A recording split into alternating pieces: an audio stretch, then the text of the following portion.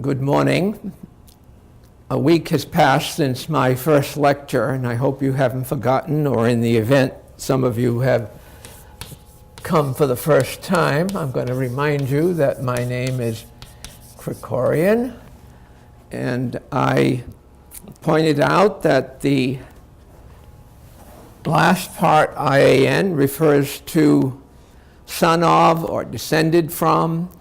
In Armenian, it would be Krikorian, which means descended from Gregory or Krikor. This is analogous, as I also pointed out, to the Mick in Irish, which means son of, Mac in Scottish, bin in Arabic, like bin Laden, about whom you've heard a lot, or Ben Gurion, as in Hebrew, etc. Now, I won't recapitulate too much, but I will take the trouble to emphasize that it was important for me to set the stage for what we're going to talk about today, because without background, it doesn't do any good to talk about what has come to be called the Armenian Genocide. We emphasize that, in point of fact, that there was a precedent to the genocide in the form of overall oppression and suppression in the Ottoman Empire of the subject races. Now, these races were organized, I also pointed out, in so-called millets, a title that usually meant a nation, in quotes, sort of, where the Greeks constituted one millet, the Armenians yet another millet, the Jews, or Hebrews as they referred to, as yet another millet, and ultimately by the mid-19th century, in the 1800s, there was in fact, as a result of the activities of the missionaries, an entitlement of the Protestant millet. It was considerably smaller. But in any case, these people constituted what was referred to by the Turks as a raya, and the raya has come to be a little bit argued in the sense that some have said, those who espouse the Turkish point of view, that the raya constituted the flock, a little bit like the flock as it was looked after by Jesus, and referring to the Christians. Well, some of the missionaries used to say, well, the Turks call the Armenians, for example, raya. What they mean is flock, that is to be the flock that was kept to be fleeced. These people were taken advantage of economically.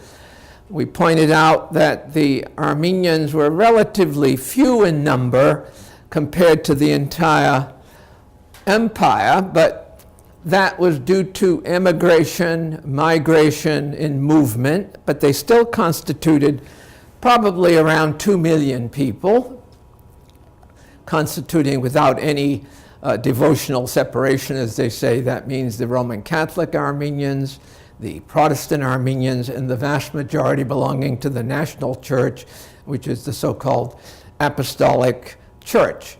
These are the ancient churches of the East that were regarded by many of the missionaries as somewhat corrupt, or the lesser churches that didn't quite meet their interpretation of what the Protestant Christianity should be.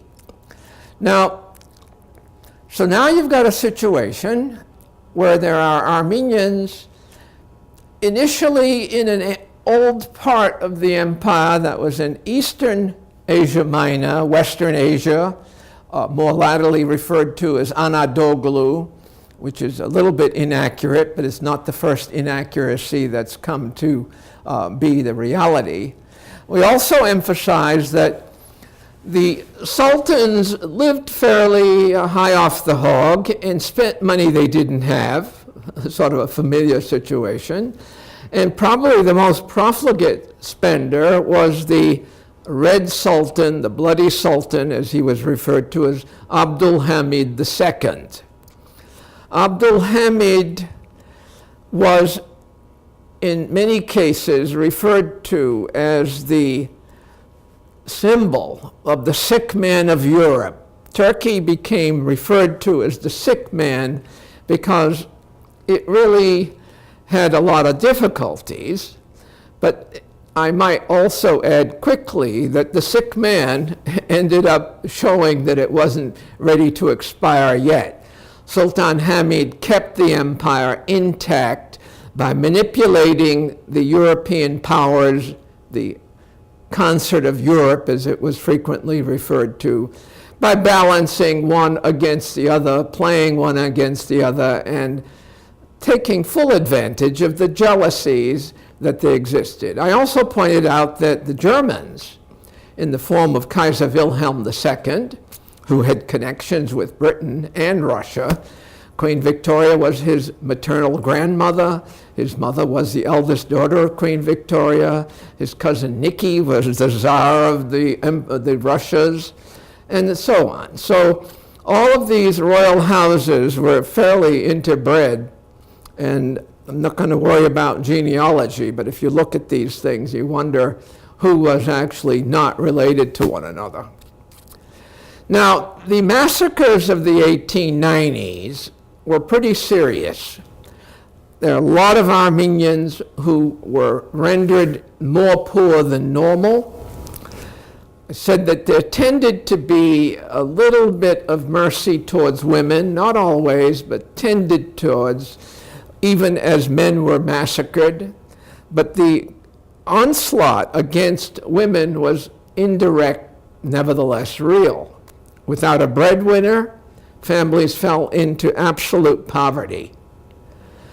The missionaries of Europe, for instance, the Swiss and the English, and even the Germans, did a little bit to help at that time. Probably the Swiss shelled out more, the Danes, of course. A lot of these people, interestingly enough, along with the Americans, who had been there longer, set up infrastructure, as we would now call it, to deliver aid to people who were suffering from whatever deprivation, whether brought about by massacre or whatever. I also drew attention to the fact that Clara Barton of our American Red Cross made a trip to the Ottoman Empire to give help to the Armenians that were survivors of the Hamidian massacres. Sultan Abdul Hamid II was not very anxious to let this happen, but ultimately, through persistence and pressure, she was let in, and there's a fair amount of documentation on that. I've talked about the archives and a lot of information in those archives, not only in America, but all over the place. France, Germany, what all. Your reference list, incidentally, if there's anyone here who did not get a list of references, can pick one up.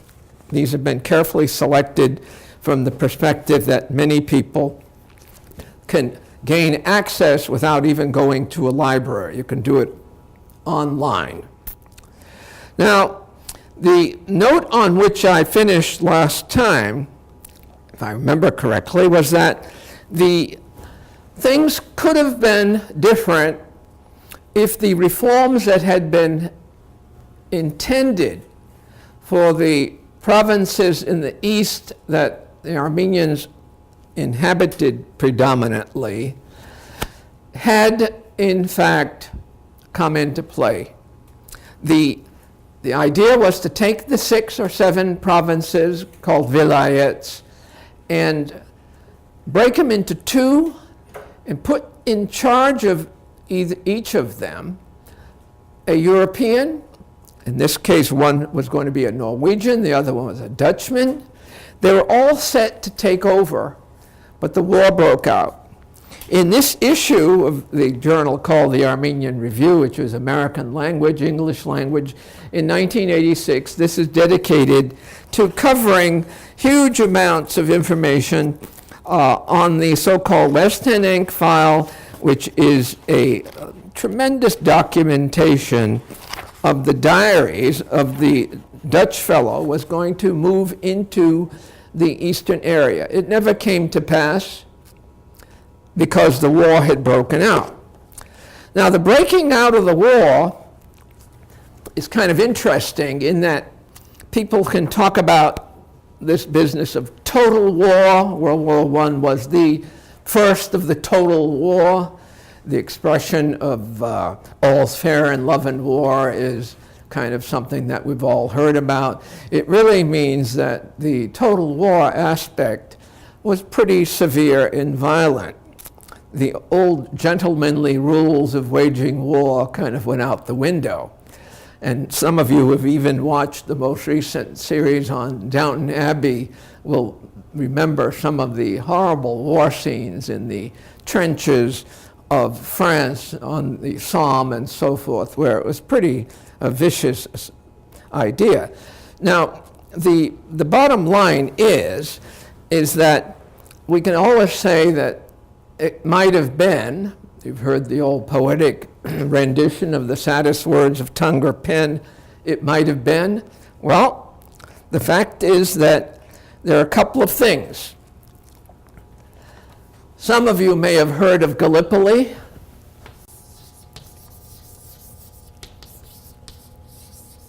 There's a Mel Gibson movie called Gallipoli. It's a pretty good movie. There are books been written on it.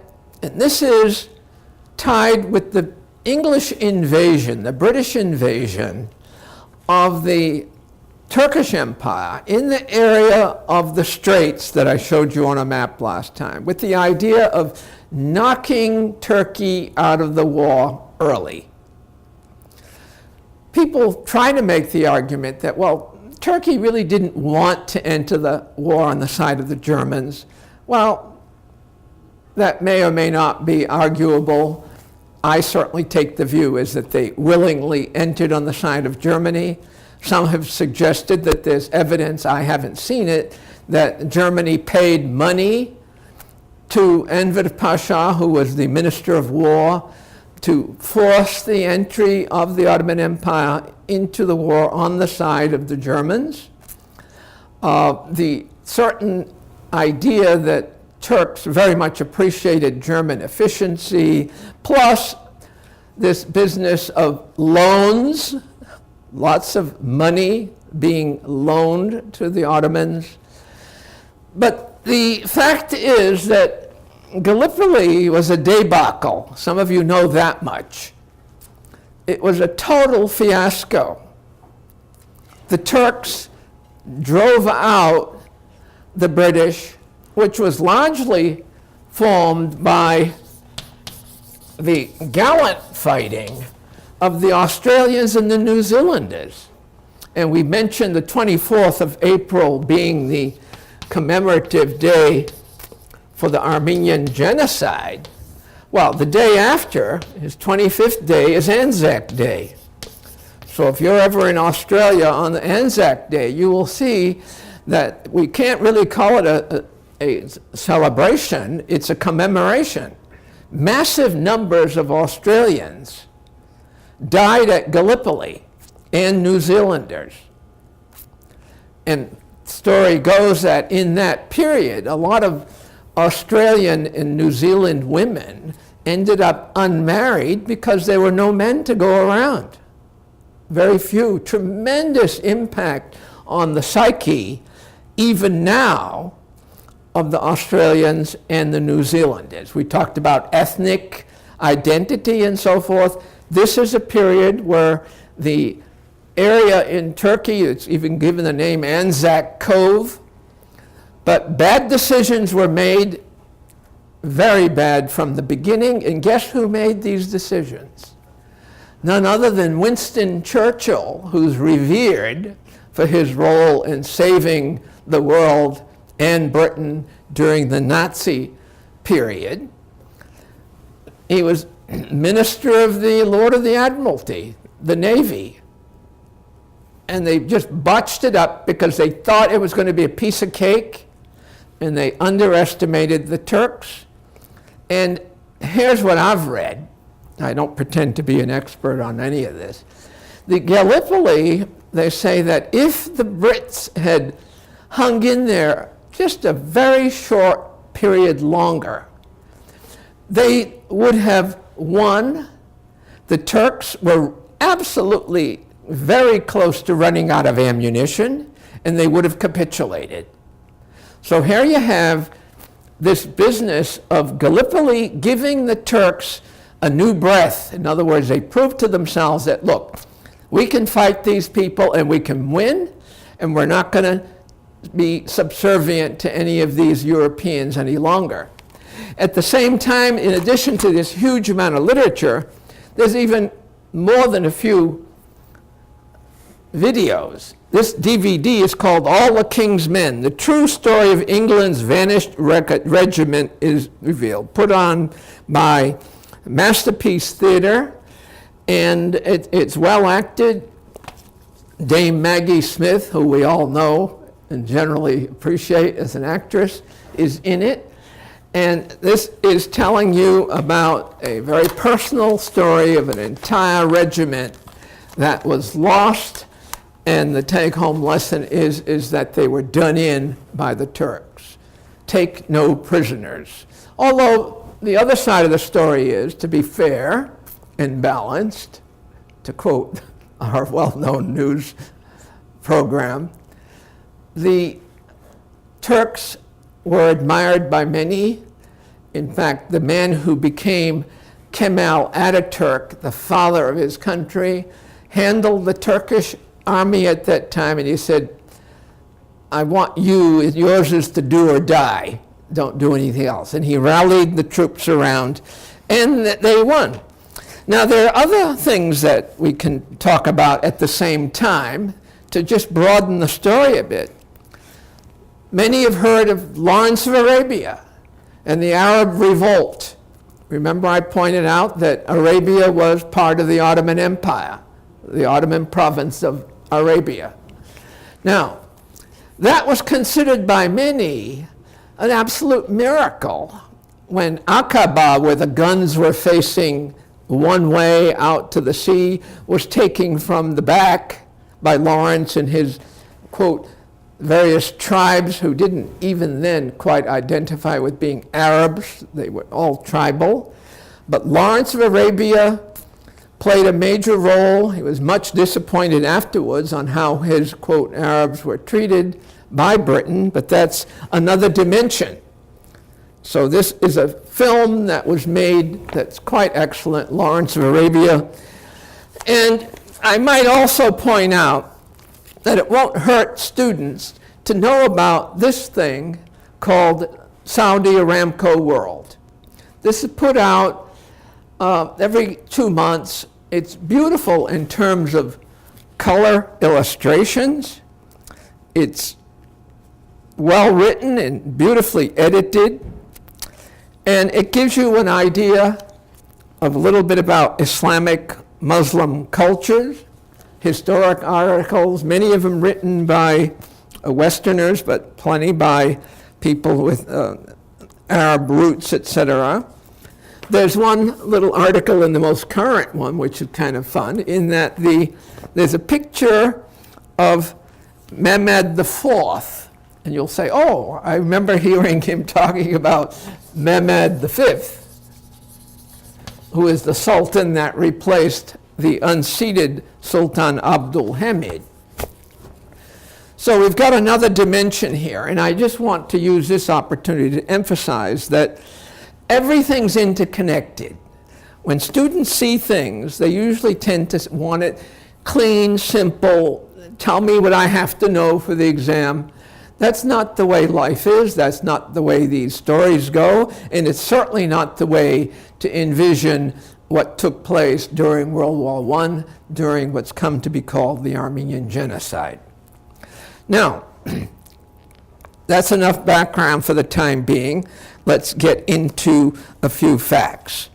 Number one, the Armenian Genocide. And you say, well, how can you talk about something as a genocide when the word wasn't even produced by Lemkin until considerably later. Yeah, here I'm talking about like the early 40s. Now, the concept, admittedly, was correct, but it didn't hit print till quite a lot later. So here we are, we've got this word genocide, and many questions have been asked. Was it a genocide? And I have said yes. And we'll see a little bit more as I talk today, more and more of why we believe that is the case. In fact, I'll even go one step further. Anyone who knows anything will have to admit that what transpired during that period of so-called total war was in fact a genocide. Now, calling things by a name is, I should say, important because we have to use the right name for certain things. And if we don't call things by their right name, then you end up with problems. Now, in the case of genocide, there's a genocide convention about which you've been told some things. I've given full references on the handout. But the genocide convention points out that it's a crime. And if something is a crime, you can be taken before the law courts on this. You start using other words, such as catastrophe.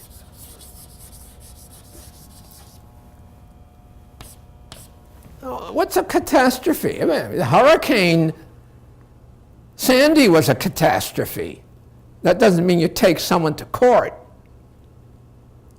Okay, I won't work that over too much, but that is one of the things that you have to come to grips with, because now in that early period, from the 1870 and earlier, much earlier, people have been doing massacres forever. The massacre of the innocents, etc. Okay, this business of Passover that the Jews commemorate very soon.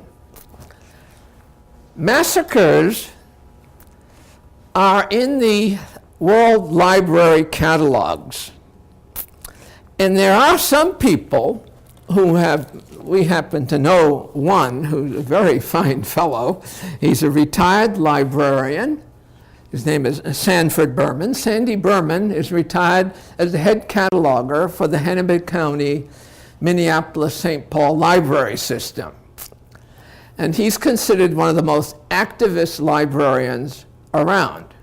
And his view has been to start updating cataloging to meet the reality and to come up to date. He's written a note, 2010, and I might say this is not the only note. He just does this again and again and again, and then he'll get some results. On 3/4/10, the U.S. House Committee on Foreign Affairs passed House Resolution 252, Affirmation of the United States Record on the Armenian Genocide Resolution, which he has attached. For all the reasons stated in the 30, quote, findings, end quote, I urge the Library of Congress to join the worldwide community of scholars, legislators, and human rights advocates by finally replacing the denial-laden subject heading Armenian massacres with the more accurate and honest Armenian genocide. Well, so far that hasn't happened. He's gotten all kinds of responses from the higher mucky-mucks, and I asked Sandy, I said, how much of a job would it be to change it? He said, it's a matter of seconds. It was a couple of clicks of the computer and it would all be changed. Well, again, massacres is pretty bad, but you know, last year in Scotland came across a very nice monument of some massacres that took place in Scotland in the 1600s. Well, it's something like 40 people. Well, if you're one of the 40 or relatives of the 40, that's one story. But we're talking about hundreds of thousands of people. So at what point can one use the argument, well, it was only a massacre? Now, there's some literature on this which is kind of significant, I think, in that Victor Hugo, the great French writer, said something to the following effect. In Paris, if someone is murdered, it's called a murder and a crime. If thousands are murdered in the East, and he was talking about the East, it's called a question. Now, the Eastern question is encountered in library headings, the Armenian question, all kinds of questions. There's even a Turkish question later. But it's an amusing thing in that these questions were a mealy-mouthed way, in my view, of labeling things obtusely so that you didn't have to face it. Everyone could have his viewpoint. You could get up and pontificate if it helped you politically. Or you could address it in a meaningful way, which no one wanted to do. But the Armenian question that arose out of the Treaty of Berlin following the Russo-Turkish War of 1877 and its settlement at San Stefano, time number one, and then renegotiated at Berlin in 1878, the Armenian question got watered down. I pointed that out last time. Okay, now, so here we have this situation where you've got large numbers of civilians. Now, I didn't emphasize last time, and I want to bring it to the fore now, that as part of being a millet and a raya, whether you would have fleeced or not, meant that you could not bear arms. Non-Muslims did not bear arms in the Ottoman Empire. You paid instead a tax that exempted you. And the tax wasn't minor. It wasn't just a tiny little poll tax. It was a substantial tax. But you paid it, you didn't have to serve. And I wouldn't even say I put it the proper way there. You wouldn't have to serve. You paid the tax instead of serving. Now, by the time the Turk Revolution, the Young Turk Revolution, and the Young Turks came into power, after unseating Sultan Abdul Hamid and putting his brother in place, Christians could, in fact, bear arms. They said, okay, this part of this new system where we're all brothers and sisters and all equal in the eyes of the law, etc., etc., you will, in fact, serve in the army. People say, oh, that's great, you know. So the taxation then was that you could still not serve, but you paid a tax, which was still higher. It would have translated to several $100 in money even then. And in any case, you had a quasi-armed Armenian population. They weren't just using old hunting rifles. Some of them had a little bit better.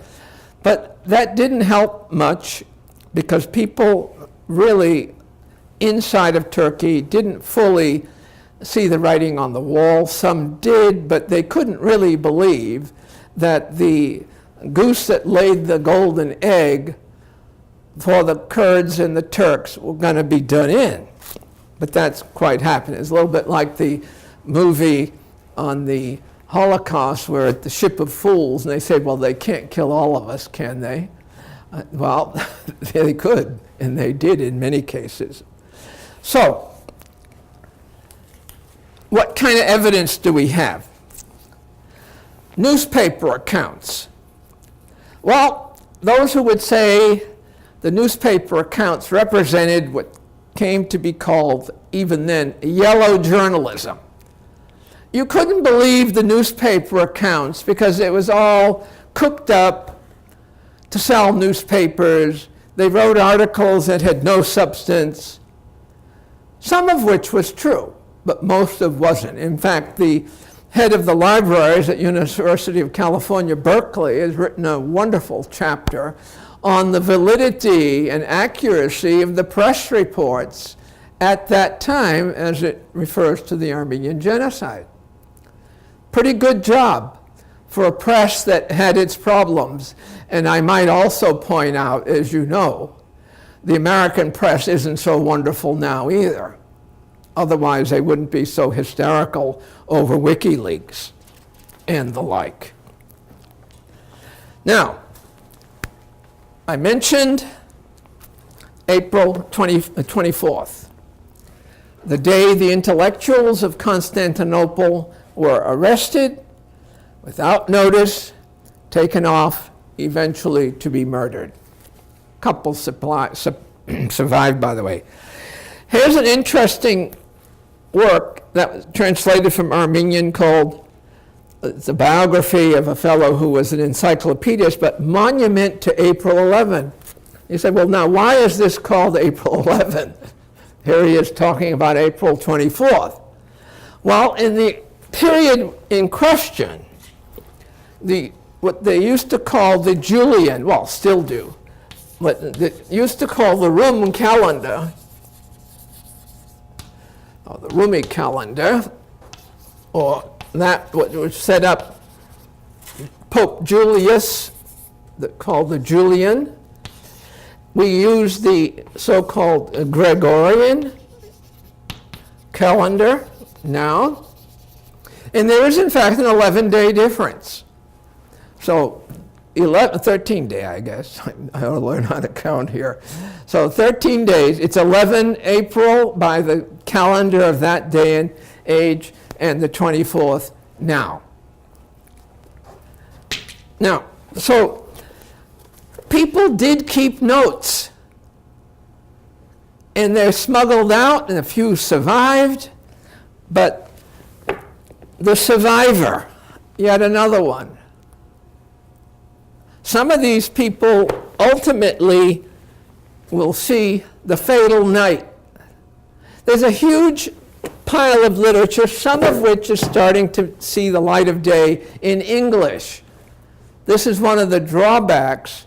A lot of the period literature is in Armenian, and whatever was happening. Now I'm going to just skip ahead for 1 second.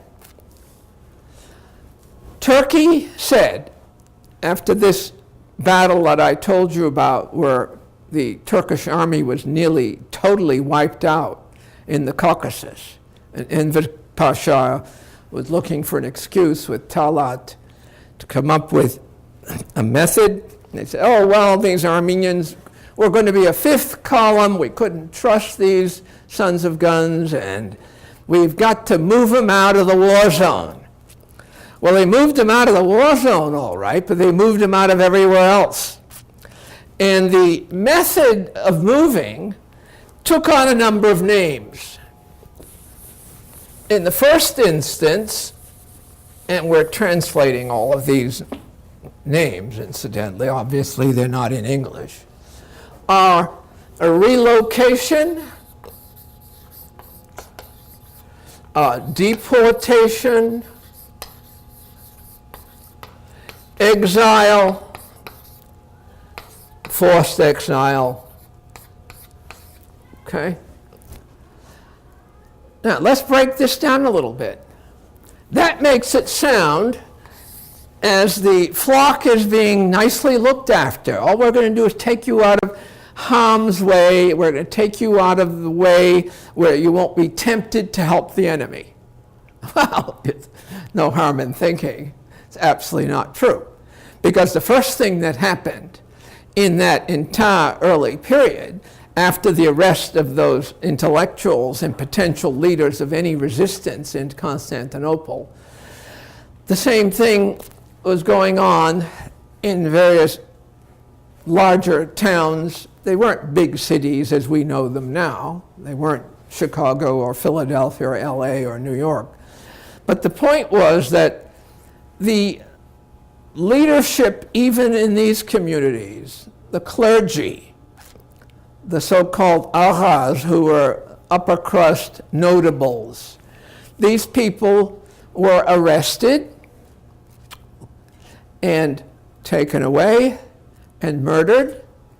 A lot of the younger fighting age people were nominally drafted to be taken into the army, and in many cases they were moved into remote areas, they were forced to dig their own graves, and they were murdered. Others were, in fact, given the option of not being deported or exiled if they converted to Islam. Become a Muslim and you'll be okay. Well, some did that. Very few, but they did. Most didn't, and they suffered. You could be in various professions which were much needed at that time, and you could buy time, as it were, for a while.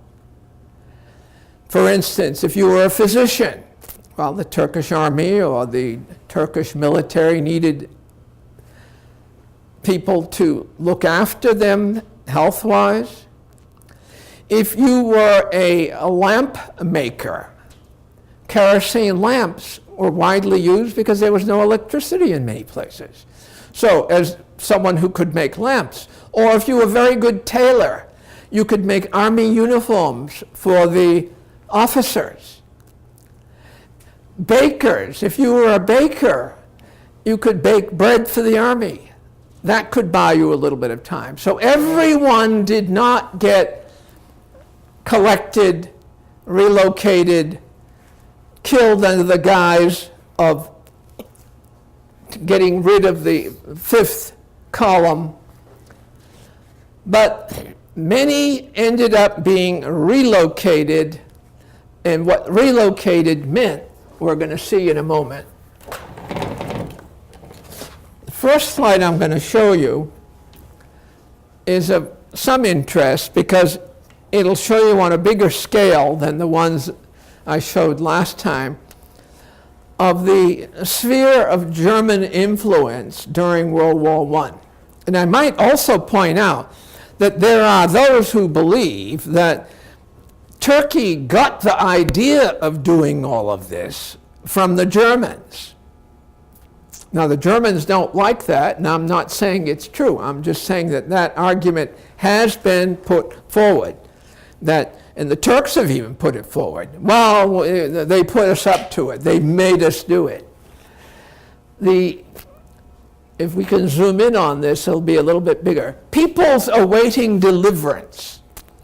There were nearly 50 million people in Germany, Austria, Hungary, and Turkey who were subject races before the Great War broke out. It was the plan of the Prussian Junkers who controlled Prussia, which controlled Germany, to make Germany control its allies and the whole alliance control the world. The control of the subject races, shown above, with the destruction of Serbia as a nation, is the key to the whole plan. With the 50 millions once delivered into freedom, the world is freed from them, from the German menace. Now, this is a little bit propagandistic, but you see with all of the black areas, this reddish, I guess it's orange, that's what came to be Czechoslovakia, but all of these are ethnic groups. This is your Anatolia, there's your Armenia, this is your Arabia. You see, it's pretty impressive. It's a pretty big sphere of influence on the part of Germany. Now, the next slide will draw better attention to massacres and deportations of the Armenians in 1915. You can see that's in very excellent King's English. It happens to be a French map made by a French Armenian. It was the first attempt to draw attention number one, this is Armenian Rus, meaning Russian Armenia. This is the Turkish, Kurdistan, Mesopotamia, Syria. This is the Mediterranean. Here's your Adana, where the 1909 massacres took place.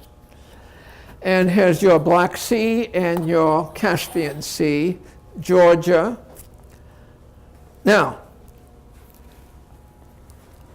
early on, and the material has been found, orders for deporting the Armenians from the empire to the south was actually brought into being.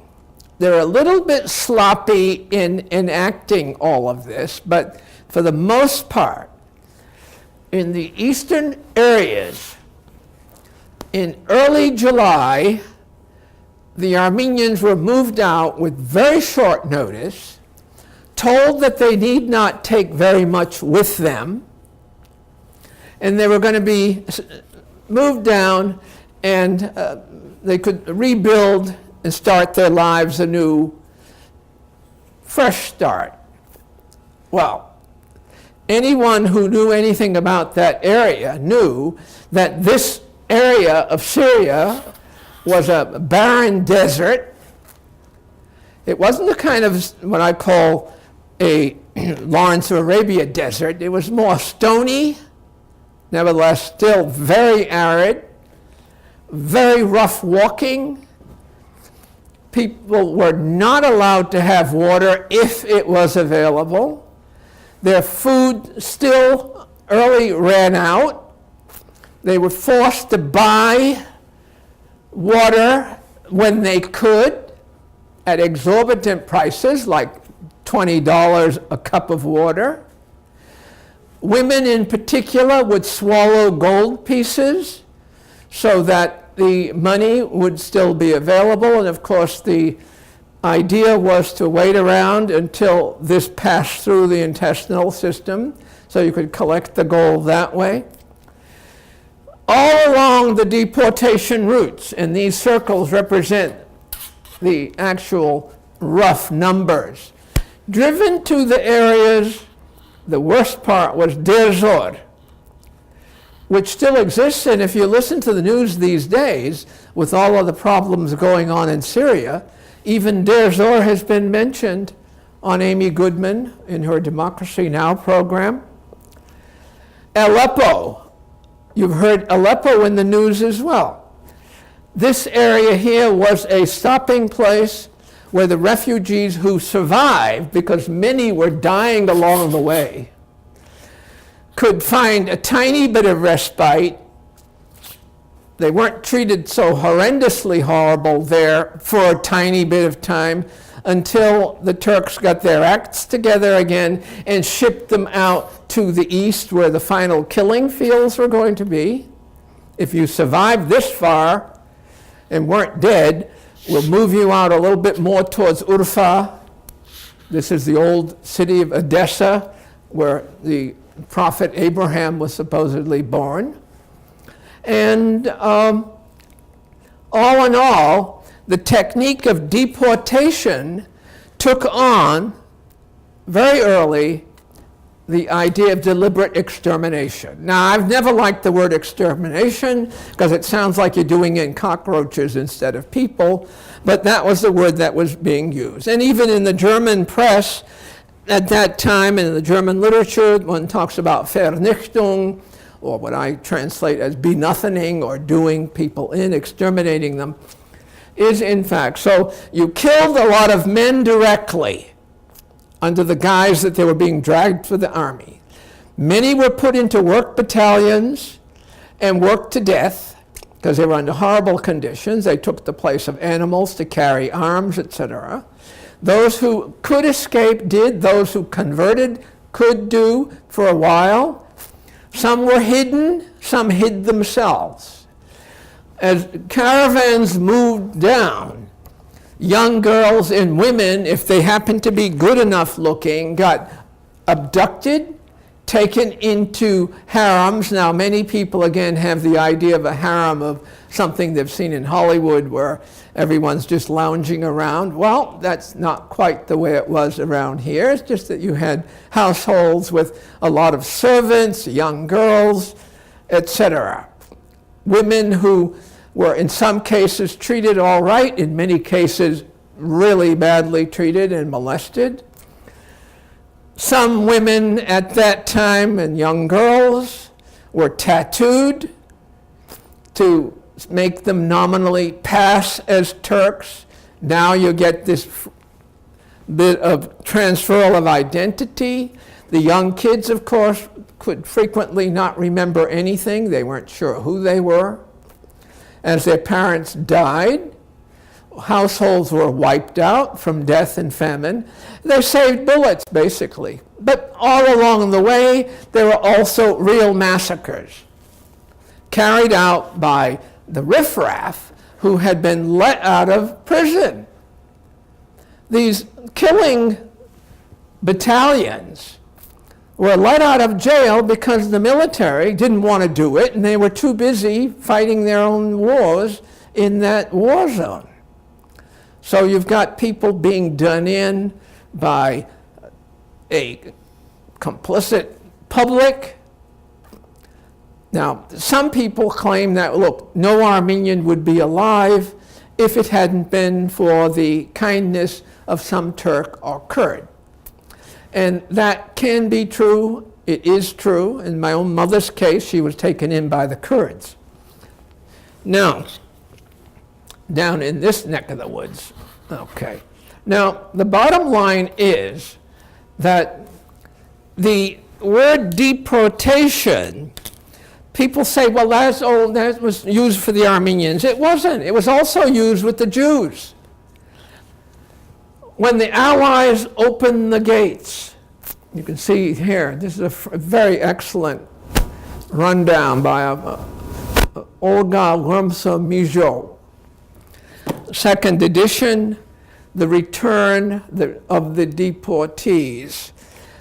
The deportees, those of you who know anything about the Jewish Holocaust other than from Schindler's List, will know that one of the first stages was to be deported. Where'd you get deported to? Well, you got deported to Auschwitz, etc. We've been watching this series called Shoah, which is in fact another way of the catastrophe. They ought to really emphasize that that's a crime too. These are interviews with some people who survived. They've gone back to the areas where all of these atrocities occurred during the Nazi genocide against the Jews, the Gypsies, all kinds of people. Okay, now, the next slide, if we can have the next one, please. This here is the, go back one. Yeah, this is in Armenian. This is called the Abrilian Yeligni. This is the April. Now, this word here, Yeligni, is a very complicated word. And the dictionary specialists have said, how are we going to translate that? It means something to the equivalent of catastrophe. And I think that I'm just emphasizing here is that terminology in all of this business evolves. The next slide. Remember, the Jewish Holocaust was not the first Holocaust. They converted that gradually and took over the word Holocaust. The burning of Smyrna in Asia Minor, right here in 1922, by the Turks as a final act of getting rid of the Greeks from the Ottoman Empire, was in fact listed at that time and described as a Holocaust. The direction of the deportations, now some of the earlier maps, interestingly enough, showed people moving this way. Well, as it turns out, the Italian consul described boatloads of Armenian kids and adults being taken out into the Black Sea and dumped. They were drowned. I don't mean to snicker, but you see, again, these kinds of things hardly seem like relocation to get you out of the way and for us to protect you, our beneficence. There's immense amounts of information, and the literature is starting to take a new form. In that early period, a description, the treatment of Armenians in the Ottoman Empire. This is the so-called Blue Book. It's not terribly blue here, but it's faded. This was commissioned by Viscount Grey of Faladon, and it was pushed by Viscount Bryce, who had been the British ambassador to America, a man of great integrity, much appreciated. The details of what was going on at that time are horrendous, and you can read them in here, and they're online as outlined in the handout. The report at that time did not give the names of the witnesses. They were afraid that if they were listed, that they wouldn't be able to render what little help they could to survivors. The names were available, they just weren't published then. They were published as a separate book. This has come out a number of times, and in recent years it's even been translated into Turkish and given to Turkish legislators, and the idea is that we'll start getting the word out. How much good it'll do is another matter. Okay, now, this period is not terribly well documented visually because it was against the law to take photographs. This is an important picture, though, in that even though it's not terribly clear here, if you analyze it, as we have, this represents Armenians being arrested and taken off under armed guard, never to be seen again. They're going off first to jail and then taken out and murdered. Now, this was taken in 1915, probably very early June or July, taken from the upper story of the American consulate, the place where Leslie Amerton Davis resided, the fellow who I mentioned last time from Port Jefferson, New York, the Slaughterhouse Province. Can you see that? Okay, now, the next slide. That same, nearly 1 million genocide victims from the New York Times International, covered in a cloak of amnesia. Well, the Turks, in fact, may have amnesia, but as I say frequently, you have to know something in order to forget it. So you're not going to have amnesia on something that you don't know. And many, many Turks now do not know about what their ancestors did.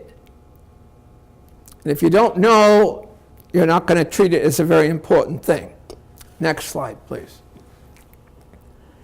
Now, this picture you see here, now, this here is the Danish book that uses that same image, but the Danes were neutral at that time in World War I.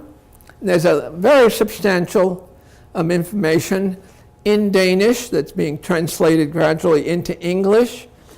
And the Swedes have a literature, the Norwegians, above and beyond the German records, which are all being translated into English and are on the website that we've again pointed out in our list.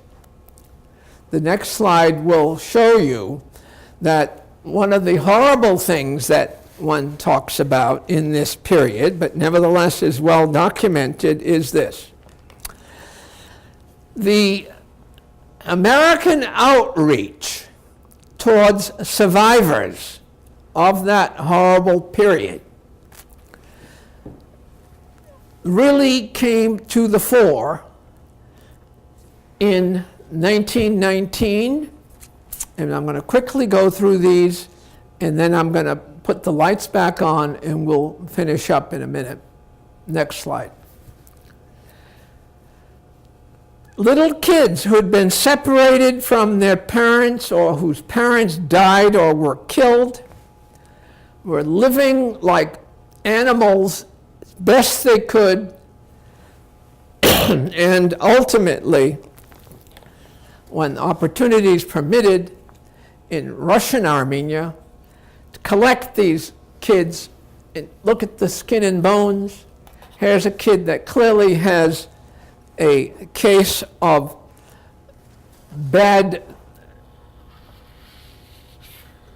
you see, that is kind of a form of tuberculosis where the bones are affected. Horrible. And you can see the clothing here is an absolute mess. Rags. Next slide.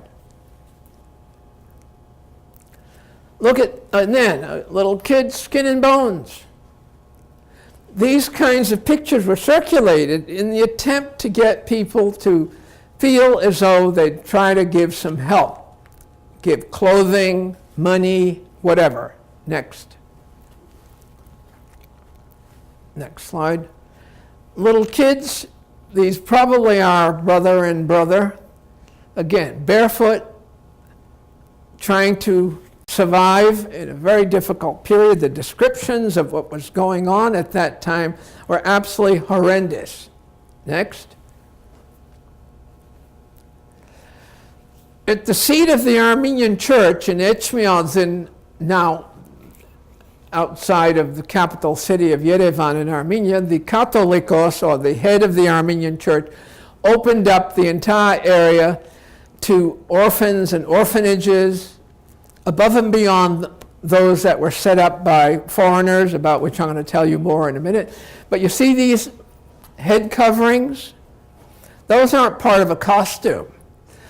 Favus, F-A-V-U-S, was a fungal problem that a lot of these kids caught from being out under horrendous conditions.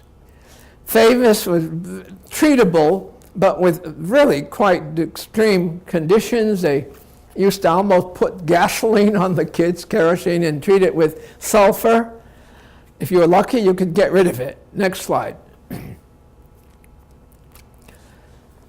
This stamp buys a meal for a starving Armenian child. Near East Relief.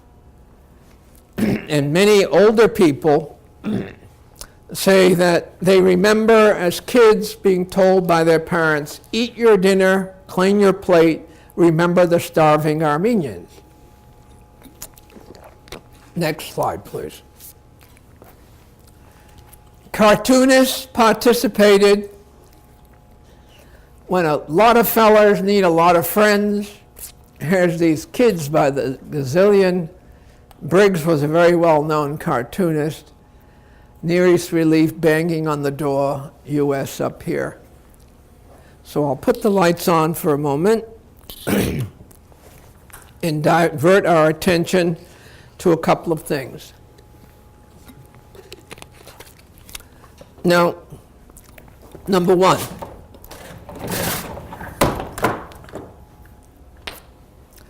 I'm going to take just a few minutes because this can go on and on. Number one, all these kinds of things are well documented. Big fat book, The Armenian Genocide by Raymond Krikorian, who's in Paris, and he has been the head of a well-known Armenian library in the city, the Nubadian Library, as it's called. This came out first in French, and this is the English version. The father of Armenian genocide studies in English is an unusual fellow who was on the faculty of SUNY Geneseo, named Vahakan Dadrian. He was born in Istanbul, Turkey. He has degrees from Vienna and the University of Chicago, a mathematician and a sociologist and a pioneer in modern Armenian genocide studies. A fellow who he's taken interest in as a student of sorts is a man named Taner Akçam, who is from Turkey, suffered a great deal because of his activism, jailed actually, who's now a professor in Worcester, Massachusetts at Clark University. He's a named chair for Armenian Genocide Studies, a shameful act. So there's more than a tiny literature on all of this. And the point that should be made is there are a couple of happy incidents as well. One is, there's a story of Musa Dagh. Musa Dagh was the mountain, Mount Moses, where the Armenians made the decision that they were not going to follow the order for deportation. They put up a resistance, and they were able to fend themselves for some 50 plus days, which became translated by an Austrian Jew named Franz Werfel. Franz Werfel wrote a book called The 40 Days of Musa Dagh. This novel, which was big and thick, published first in German, translated into many languages, was very widely read. In fact, it was even read in the ghettos in Warsaw and in all kinds of environments where the Jews were trying to put up resistance, because the inspiration from Musa Dagh kind of showed them, look, you can do a little bit if you have to. Well, as it turned out, they were rescued by some French ships and taken to Port Said, Egypt. It's the very, very, very few happy instances of the Armenian Genocide where some people were survivors. Okay, only 4,000 or 5,000 people at most. The book that I held up first, though, is of considerable interest. The movie rights to 40 Days, as it's referred to. The 40 Days of Musa Dagh, 40 Days of Musa Dagh was going to be made into a movie. And the Turks became ballistic and succeeded in having Hollywood back off under United States State Department pressure to not have the movie played. They put out a rather poor version of it quite a few years later. It's had a long history, and some of it is documented in here. This is a translation from of the survivors. So on that particular note, we'll sort of now move briefly to finish up one thing and then pick up next time. The idea that there was in place in Turkey and in Syria missionaries who had been trying to educate and bring Western standards were on site. They didn't need the American Red Cross, as they did with Clara Barton, to render help. These people were already there, and it seemed very reasonable that any help should be given to them through the missionaries and what was initially called the Armenian Atrocities Committee, the Armenian and Syrian Massacres Committee, the American Committee for Relief in the Near East, which evolved into the Near East Relief and still functions since 1930 as the Near East Foundation.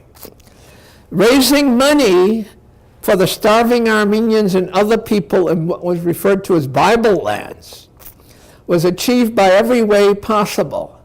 First of all, some very rich Americans undertook what we would now call the underwriting of the indirect costs, the overhead, so that everything that was raised directly went to survivors.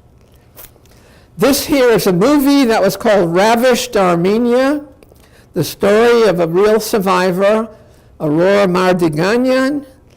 It cost $10 to see the film, which translates to about $134 in today's money, given inflation. So you can see that it was not an inexpensive movie, but she would frequently be shown. They'd parade her out. She acted in the movie herself. She had no experience, and it's a quite dramatic poster in terms of that. Now, so the Near East Relief, about whom I'll tell more. The story of the Near East Relief was published, I guess, in 1930 by a man who was the secretary of the American Board. Remember I mentioned the ABC-FM in Boston? Story of the Near East Relief, 1915-1930, by James L. Barton. Barton was a Protestant minister who turned out to be a real statesman, but also somewhat problematic, in my opinion, for the following reason, and this will be a note on which to end. He actually thought that when World War I ended, new opportunities for Christian missionaries would be open in the Ottoman Empire. You talk about having blind faith, it went nowhere. So we'll pick up next time on a little bit more of this and then get into the impunity, which is the central theme of this seminar.